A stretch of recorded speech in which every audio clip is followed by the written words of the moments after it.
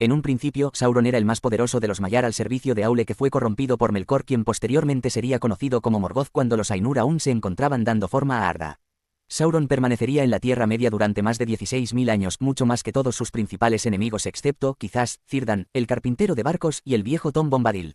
Como antes se menciona, Sauron es un Ainur, uno de los Maiar, contado entre el séquito de Aule, el herrero, por lo cual tenía altos conocimientos en este campo.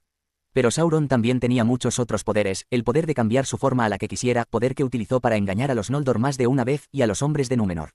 También podía manejar los espíritus menores e invocarlos, de ahí tal vez el nombre de nigromante o hechicero, y también podía llamar espíritus malignos y meterlos dentro de criaturas monstruosas, de donde saca el nombre de Señor de los Licántropos. Él mismo se transformó una vez en un lobo terrible.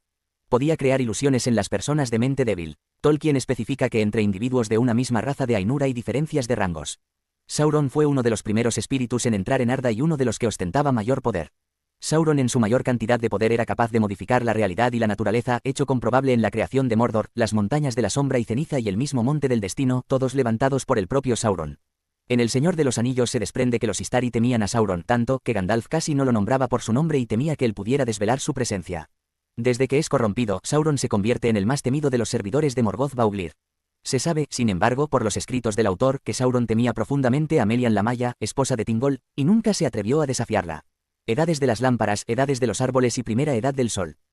Durante la primera edad Sauron sirvió a Morgoth como su lugarteniente. Durante las edades de las lámparas, mientras Melkor residía en Utumno, Sauron se hizo cargo de la recién construida Angband. Tras la guerra de los poderes y la destrucción de Utumno, Sauron se escondió y los Valar no pudieron hallarlo. Tras el retorno de Morgoth a la Tierra Media luego de haber destruido los dos árboles de Valinor, se puso nuevamente a sus órdenes. Conocido por los elfos Sindar como Vorthaur el Cruel, era un maestro de las ilusiones y la metamorfosis. Tenía como sirvientes a los hombres lobo, a los licántropos a los que él mismo daba origen y a otras formas horripilantes, y durante este periodo, inmediatamente después de la muerte del rey supremo Noldor Fingolfin conquistó la isla élfica de Tol Sirion, haciendo descender sobre ella una oscura nube de miedo. Orodreth, el comandante de la torre, junto con la guarnición, huyeron y se refugiaron en Nargothrond. Desde entonces la hermosa isla pasó a llamarse Tolin Gaurhoth, la isla de los licántropos. Sauron la convirtió en una atalaya del mal, en una amenaza, en guarida de criaturas malignas, donde a la medianoche salían los licántropos a seguir las órdenes de su oscuro amo, atacando a los elfos y todo aquel que se cruzara en su camino. Sauron es el más letal de los sirvientes de Morgoth en la primera edad y comanda un ejército propio. El personaje antagónico a Sauron en la primera edad del sol es Melian la Maya, esposa de Thingol, y es cerca de ella que Sauron participa en la mayor parte de la historia. Sauron está estrechamente envuelto en la historia de Beren y Lúthien y la liberación del Silmaril. Desde la torre de Tolin Gaurhoth, Minas Tirith de Finrod, rebautizada, Isla de los Licántropos, sale un poder maligno que siempre se enreda con el poder de la cintura de Melian. Entre otras batallas importantes, Finrod Felagund le hace frente a Sauron cara a cara, pero cae bajo los engaños de este espíritu, más poderoso que él. Sauron sufre la primera de sus grandes derrotas en la primera edad cuando Lúthien llega a rescatar a Beren preso en las mazmorras de la torre de Sauron. Ella lanza un canto de encantamiento y está acompañada por Juan, el perro de Valinor. Ambos enfrentan a Sauron, quien es inmovilizado por los poderes de la hija de Melian, y es atacado por Juan. Sauron huye de la torre al bosque de Taur Nufuin, en donde se lo menciona por última vez dentro de la historia de los Silmarils. En la segunda edad del sol. Tras la caída definitiva de Morgoth en la Guerra de la Cólera, y luego de ver el poderío de los señores del occidente, Sauron se amedrentó y pidió perdón y clemencia. Eonwe, el heraldo de Manwë, lo conminó a ir a Valinor para ser juzgado, pero Sauron no deseó recibir condena alguna, pues había tenido mucho poder bajo Morgoth y el mal estaba demasiado presente en él. Fue así que permaneció en la Tierra Media durante las edades sucesivas, levantándose como nuevo señor oscuro. Anatar, el señor de los dones. Al inicio de la segunda edad se concentra en el engaño y la persuasión antes de desplegar sus fuerzas, de manera que usó una nueva identidad, haciéndose llamar Anatar, el señor de los dones. Llega primero a los dominios del poderoso Gil-galad diciendo ser un enviado de los Valar, siendo esto una anticipación de los Istari, es decir, Sauron conocía los designios de los Valar de enviar seres angelicales para ayudar a los elfos. Pero Sauron es expulsado de Lindon, la tierra de Gil-galad, puesto que tanto este como Galadriel y Elrond desconfiaban del personaje. Sin embargo, fue bien recibido por Celebrimbor y los Gwait y Myrdain, herreros de grandes habilidades, quienes deseaban, sobre todas las cosas, el conocimiento máximo incólume de los secretos del mundo en Ost-in-Edil, la principal ciudad de Eregion. Anatar, siendo un maya del séquito de Aule, encajó perfectamente en los designios de los Noldor, al aprovechar el deseo de estos de alcanzar el cenit del conocimiento y la creación, para someterlos. Allí persuadió a los elfos para que forjasen los anillos de poder. Para sí reservó la forja del anillo único en los fuegos del monte del destino.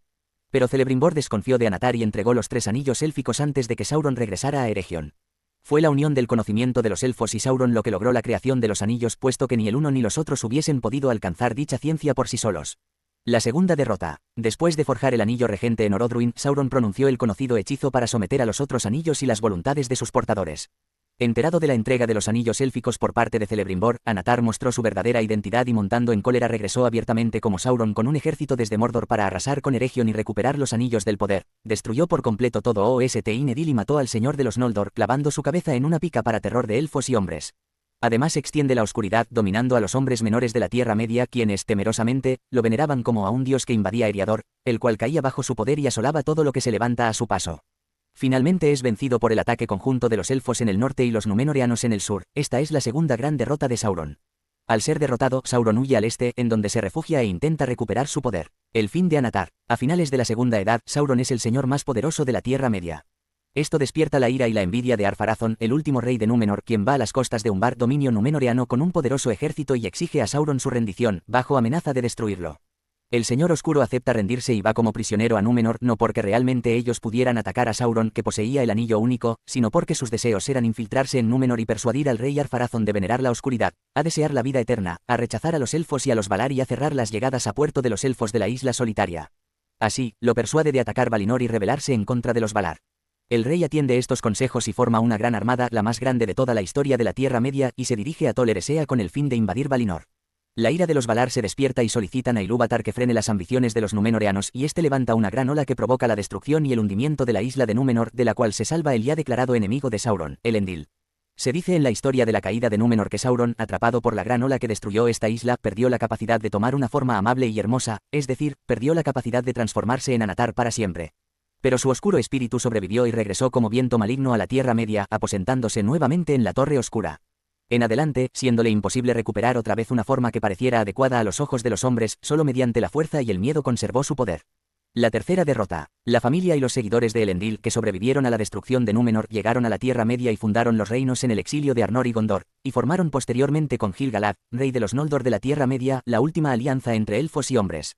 Finalmente Sauron fue derrotado a manos de Elendil y Gil-galad, quienes también perdieron la vida. No obstante, el anillo no fue destruido y pasó a manos de Isildur, el hijo de Elendil, quien años más tarde fue asesinado durante el desastre de los Campos Gladios y en consecuencia el anillo se perdió en el río Anduin. Esta nueva derrota no fue definitiva como creían los aliados quienes pensaban que el mal había sido finalmente eliminado, sino temporal. En el anillo único la mayor y mejor parte del poder de Sauron quedó intacto pero fuera de su alcance, provocando su regreso en la edad que vendría para recuperarlo. Mientras el anillo persistiese, Sauron permanecería con vida. En la tercera edad del Sol. Sauron estaba desprovisto de gran parte de su antiguo poder tras la pérdida del anillo, por lo que actuó con cautela. Sauron como el nigromante. Sauron reaparece en el oeste de la Tierra Media aproximadamente en el año 1000 cuando se escondió en Dol Guldur, en una colina en el sur del gran bosque verde llamado en adelante Bosque Negro, donde fue conocido como el nigromante tal y como se narra en el Hobbit. En un principio se creía que el nigromante era uno de los Nazgûl, hasta que Gandalf entró en secreto en Dol Guldur y descubrió que no era otro que Sauron. Un nigromante es alguien que puede contactar con los espíritus de los muertos. En la novela de El Hobbit, Sauron era conocido como el nigromante por sus oscuros poderes de invocar y controlar los espíritus de los muertos. Posteriormente, el Concilio Blanco, tras enterarse de la verdadera identidad del nigromante, luchó por expulsarlo del Bosque Negro bajo el mando y las estrategias de Saruman, en ese entonces líder del concilio. Tras aparentemente conseguirlo, Sauron regresó a Mordor, haciendo pensar al concilio que habían triunfado, donde reconstruyó Barad-dûr y conjuró alrededor suyo un inmenso ejército de hombres del este y del sur, orcos, trolls y otras criaturas y espíritus malvados. En realidad la estrategia del concilio no fue exitosa, pues de esta forma Sauron consumó su plan de regresar a Mordor, donde sus huestes ya se estaban preparando, y en Minas Morgul los Nazgûl ya se habían reunido otra vez. La Guerra del Anillo. El fin último de Sauron estaba casi consumado, tendría el poder de los Noldor, lo que más deseó por toda su existencia. Ya que estos habían usado los anillos de poder, atados al suyo, solo tenía que encontrar el anillo único y los elfos caerían bajo su poder. Las fuerzas de Sauron fueron derrotadas en la batalla de los campos del Pelennor en Minas Tirith, Gondor, con ayuda de los guerreros de Rohan y los hombres muertos de Gondor, pero el ejército del oeste no podía derrotarlo definitivamente si el portador del anillo, Frodo Bolsón, no consumaba su misión. Fue finalmente derrotado cuando Gollum cayó con el anillo único al fuego del Monte del Destino, destruyendo de esta forma el principal depósito del gran poder maligno e innato de Sauron y también su propia voluntad.